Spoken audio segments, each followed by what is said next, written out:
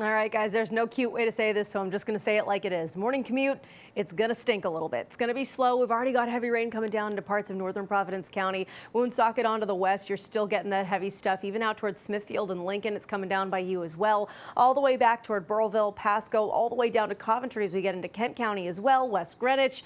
The rain is headed our way, really, for the entirety of the Ocean State and into southeastern Massachusetts as well. So this line, it is going to be, let's say, the dominant feature of the forecast for the first few hours of the day. Leave extra time for that commute. But let me show you something that's not all bad news on Futurecast.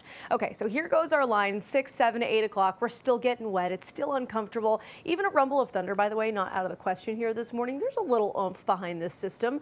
But by the time we get to the late morning, it's gone. Goodbye. Off into the Atlantic it goes, leaving us alone. And we actually have a really nice second half of the day. So we all kind of have to deal with this morning.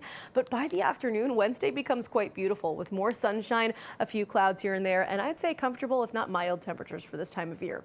On that note, super mild this morning. Our temperatures are basically where the highs should be for this time of year. It's 60 right now in Providence. It's 60 in New Bedford, 55 in Smithfield, and 57 in Taunton. And later this afternoon, they really don't go down very much before going back up into the mid 60s. A similar feel to yesterday afternoon between the fact that, yes, we do have a bit of a breeze, but we're also looking at above average highs and more sunshine by the second half of the day.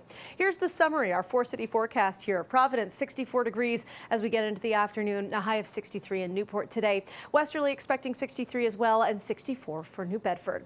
Then as we move into tonight, the cooler air behind our front finally starts to settle in. Temperatures back down into the mid 40s, which for this time of year is basically on par. That's kind of where we should be.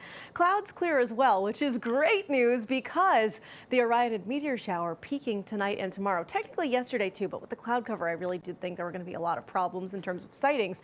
So if you are an astronomy buff, or maybe you just want to see something cool, go out, look at the night sky. It's best after midnight, but you could get away with a few sightings after about 10 p.m. Generally, you want to look toward the south and look about halfway up the horizon. That's when you can really see some of those meteors. 15 to 20 per hour is the expected rate. Then as we move into the next couple of days, let's talk about the forecast again, because we still have rain chances Thursday and Friday.